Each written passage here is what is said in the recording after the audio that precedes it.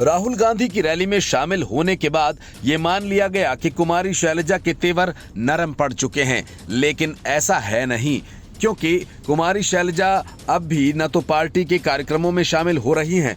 हद तो तब हो गई जब पार्टी के घोषणा पत्र को जारी करने के कार्यक्रम में भी कुमारी शैलजा शामिल नहीं हुई।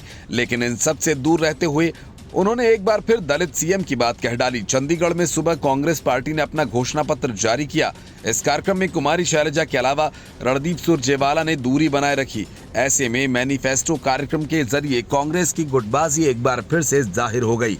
आम बात है कि शनिवार को कुमारी शैलजा के चंडीगढ़ से महज 40 किलोमीटर दूर कालका और 15 किलोमीटर दूर पंचकुला में ही कार्यक्रम है, लेकिन फिर भी वो कांग्रेस के मैनिफेस्टो लॉन्चिंग में नहीं पहुंची।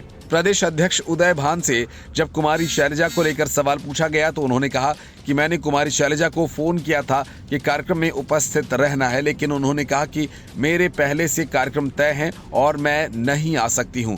12 सितंबर को टिकट आवंटन को लेकर अंतिम लिस्ट आने के बाद से कांग्रेस पार्टी की सीनियर और दलित चेहरा कुमारी शैलजा नाराज चल रही थीं।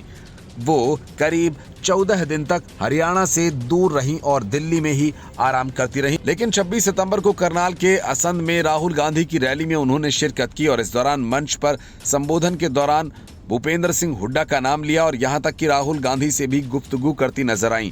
ऐसे में माना जाने लगा है कि शैलजा की नाराजगी दूर हो गई है, लेकिन शैलजा जिस कार्यक्रम में हुड्डा होते हैं वहां नहीं जा रही हैं। हरियाणा में कांग्रेस की सत्ता में वापसी के लिए पूरा जोर लगा रही हैं। वहीं कांग्रेस में सीएम पद को लेकर राजनीतिक बयानबाजी भी जारी है।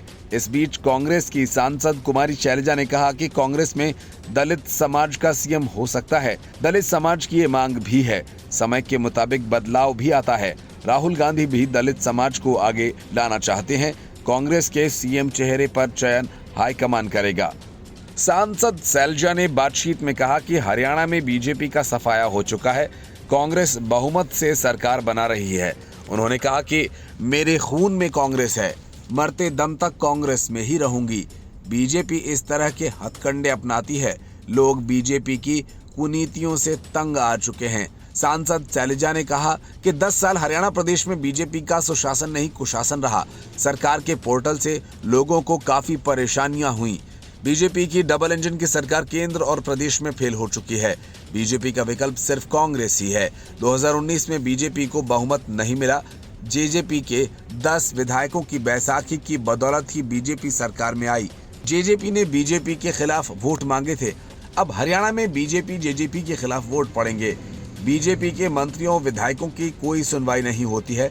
भारतीय जनता पार्टी में मंत्रियों विधायकों ने सुनवाई नहीं होने का दुखड़ा कई बार पार्टी के नेतृत्व के सामने रोया है।